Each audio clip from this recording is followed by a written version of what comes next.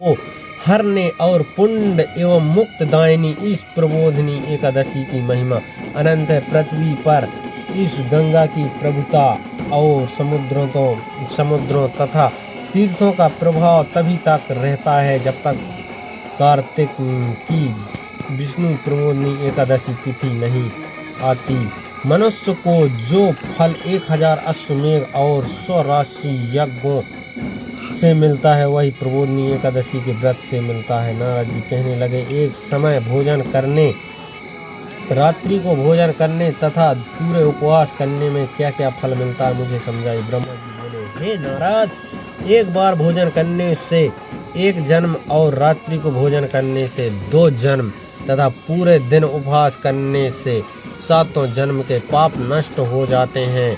जो वस्तु न मिल सके और दिखाई न दे सके वह भी हरि प्रबोधिनी एकादशी व्रत करने से प्राप्त हो जाती है। सुमेरु और मंदराचल के समान भारी पाप तथा अनेकानेक पूर्व जन्मों में किए गए संपूर्ण पाप भी इसके व्रत के क्षण भर में नष्ट हो जाते हैं। विधि पूर्वक थोड़ा पुण्य कर्म बहुत फल देता है, परंतु विधि रहित चाहे अधिक किया जाए तो भी उसका फल कुछ भी नहीं मिलता।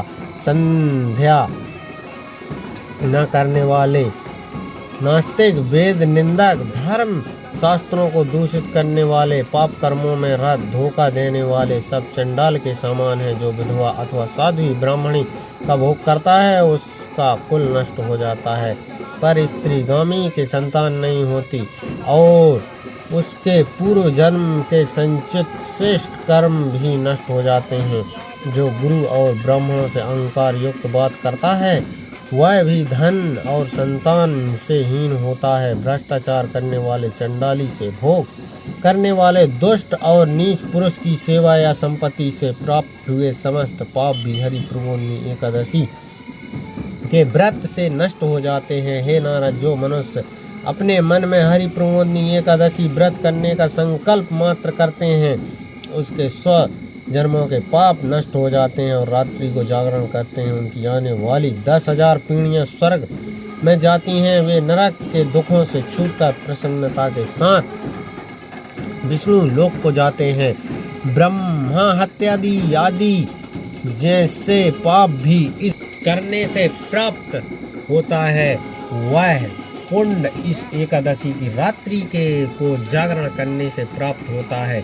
उसी मनुष्य का जीवन सफल है, उस मनुष्य का जीवन सफल है जिसने फल इस व्रत में मिलता है। अतः और आप सब कर्मों को त्याग कर भगवान के प्रसन्नार्थ कार्तिक शुक्ल हरि प्रबोधिनी एकादशी व्रत सभी को करना चाहिए। वही ज्ञानी, तपस्वी तथा जितेंद्रिय है और उसी को भोग तथा मोक्ष प्राप्त होता है। जो हरि प्रबोधिनी एकादशी का फल, हरि प्रबोधिनी एकादशी का व्रत करता है, जिसने एक बार भी इसका व्रत किया है वही मोक्ष का अधिकारी हो जाता है। मन, कर्म, वचन तीनों प्रकार के पाप इस रात्रि में केवल जागरण मात्र से नष्ट हो जाते हैं। हरि प्रबोधिनी के दिन मनुष्य भगवान प्रसन्नार्थ स्नान, दान, यज्ञ करते हैं जो अच्छा पुण्य को प्राप्त होते हैं। इस एकादशी को व्रत करने मात्र से मनुष्य के बचपन, यौवन और वृद्धावस्था में किए हुए संपूर्ण पाप नष्ट हो जाते हैं।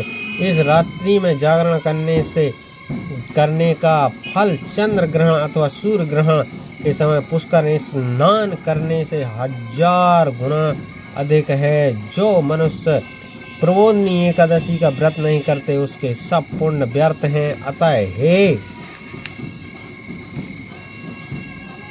प्रशाखा, हे नारद, तुमको विधि पूर्वक यत्न के साथ इस व्रत को अवश्य करना चाहिए। कार्तिक के पूरे मास धर्म परायण होकर जो व्यक्ति अन्न नहीं खाते उन्हें चंद्रायण व्रत का फल मिलता है। हे देवर्षि नारद, अब मैं तुमको अत्यंत गूढ़ रहस्य की बात कहता हूँ। कार्तिक मास में भगवान दानादि से उतने ही प्रसन्न नहीं होते जितने श्रद्धा पूर्वक शास्त्रों की कथा सुनने से होते हैं। कार्तिक मास में जो भगवान विष्णु की कथा का एक या आधा श्लोक पढ़ते हैं या सुनते हैं या सुनाते हैं, उनको 100 गायों दान का फल मिलता है। अतः अन्य सब कर्मों को छोड़कर कार्तिक मास में मेरे सन्मुख बैठकर मेरी कथा को अवश्य पढ़नी या सुननी चाहिए। इस मास में शास्त्रों की कथा कहने और सुनने में 10,000 यज्ञों का फल मिलता है और साथ ही सब पाप भी नष्ट हो जाते हैं। जो नियमानुसार हरि कथा सुनते हैं वे 1000 गोदान का फल पाते हैं। जो मनुष्य भगवान की कथा सुनते हैं पश्चात वाचक को अपनी सामर्थ्य अनुसार दक्षिणा देते हैं, उनको सनातन लोक मिलता है। ब्रह्मा जी के ये वचन सुनकर नारद जी ने कहा, भगवान हरि प्रबोधिनी एकादशी व्रत की विधि तथा महत्व विस्तार पूर्वक समझाइए। ब्रह्मा जी कहने लगे, ब्रह्म मुहूर्त में 2 घड़ी की पूजा करके कथा सुने और व्रत का नियम ग्रहण करें, भगवान से विनय करें, हे प्रभु आज निराहार रहकर व्रत करूंगा, दूसरे दिन द्वादशी को भोजन करूंगा, अतः आप मेरी रक्षा कीजिए। तब पश्चात भक्ति भाव से व्रत करें तथा रात्रि में भगवान के आगे जागरण नृत्य गीतादि करने चाहिए। हरि प्रबोधिनी एकादशी को कृपा त्याग कर पुष्पों फलों आदि धूप दीप नैवेद्य आदि से भगवान का पूजन करना चाहिए। शंख में जल भरकर भगवान विष्णु को अर्घ्य देवें। इस प्रकार समस्त तीर्थों से करोड़ों गुना फल होता है। जो मनुष्य अगस्त के इंद्र भी हाथ जोड़ता है। कार्तिक मास में बिल्व पत्र से भगवान का पूजन करने से मुक्ति प्राप्त होती है। कार्तिक मास में तुलसी भगवान का पूजन करने वाले 10,000 जन्मों को पाप नष्ट हो जाते हैं। तुलसी के दर्शन, स्पर्श, नमस्कार, स्तुति, रोपण, जल सिंचन, प्रतिदिन पूजन आरती करने से, कथा सुनने से करोड़ों युग तथा विष्णु लोक में निवास करते हैं। जो तुलसी का पौधा लगाते हैं उनके कुटुंब में उत्पन्न होने वाले प्रलय काल विष्णु लोक में निवास करते हैं। हे मुनि, रूपी हुई तुलसी जितने जड़ों का विस्तार करती है उतने 1000 युग पर्यंत तुलसी का रोपण करने वाले सुकृत विस्तार होता है। जिस मनुष्य की रोपण की तुलसी जितनी शाखाएं प्रशाखा बीज फल वृक्ष बढ़ते हैं उतने ही कुल 2000 कल्प विष्णु लोक में निवास करते हैं। हरि पूजा में विष्णु पुष्पों की महत्व का वर्णन करते हुए ब्रह्मा जी ने कहा, हे वत्स, जो कदम के पुष्पों के विष्णु भगवान का पूजन करते हैं वे कभी यमराज के दर्शन नहीं करते। गुलाब की प्राप्त होती है। जो वकुल के अशोक के फूलों से भगवान का पूजन करते हैं वे सूर्य चंद्रमा रहने तक किसी प्रकार का शोक नहीं पाते। जो मनुष्य सफेद आँख, लाल कनेर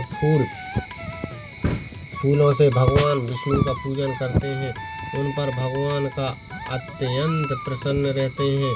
वे करोड़ों गौओं का दान का फल पाते हैं। जो दूध के अंकुरों भगवान की पूजा करते हैं 100 गुना प्राप्त होता है, 100 गुना फल प्राप्त होता है। जो समी के पत्र अथवा चंपा के पुष्पों से भगवान का पूजन करते हैं वे मनुष्य संसार में नहीं आते। जो मनुष्य केतकी पुष्प भगवान को चढ़ाते हैं उनके करोड़ों जन्म के पाप नष्ट हो जाते हैं। पीले और लाल वर्ण के कमल पुष्पों से भगवान का पूजन करने वाले श्वेत द्वीप में निवास करते हैं।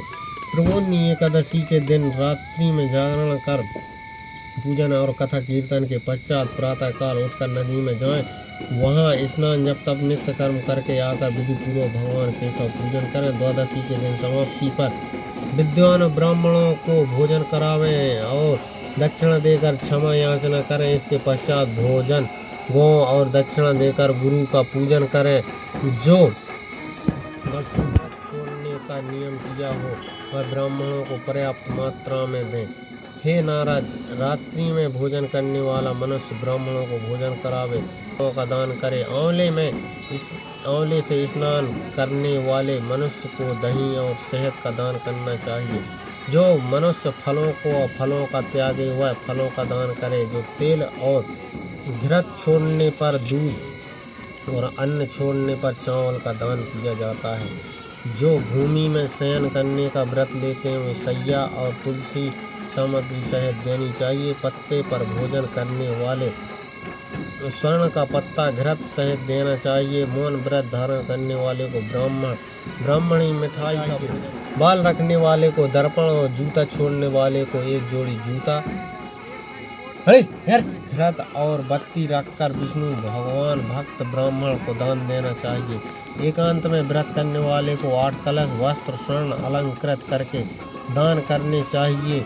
यदि इतना संभव न हो सके तो इनके अभाव में जितना अधिकाधिक ब्राह्मणों का आशीर्वाद वचन सब व्रतों सिद्ध देने वाला कहा गया है। अतः उन्हें सब प्रकार से संतुष्ट करके विदा करें, तत्पश्चात स्वयं भी भोजन करें। जिन वस्तुओं को चातुर्मास में छोड़ा है उन वस्तुओं को ग्रहण करने लगे। हे नारद, जो बुद्धिमान इस चातुर्मास का व्रत निर्वहन समाप्त करते हैं उनका पुनः जन्म नहीं होता। यदि व्रत भ्रष्ट हो जाए तो व्रत करने वाला अंधा या कोढ़ी हो जाता है। व्रत करने वाले की तो बात ही क्या, इस कथा को पढ़ने और सुनने मात्र से अनंत गोदान का फल प्राप्त होता है। बोलिए विष्णु भगवान की जय।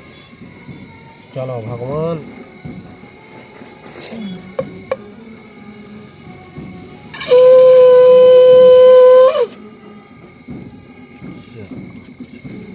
ला आज ला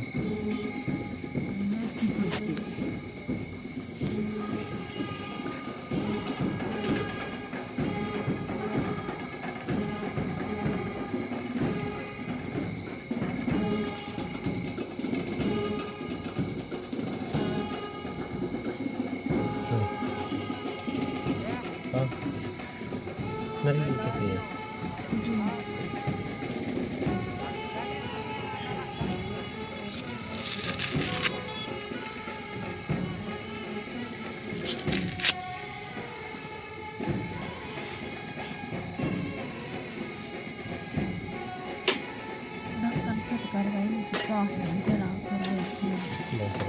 डब्बा से आलू सन मटका लदे थोड़ा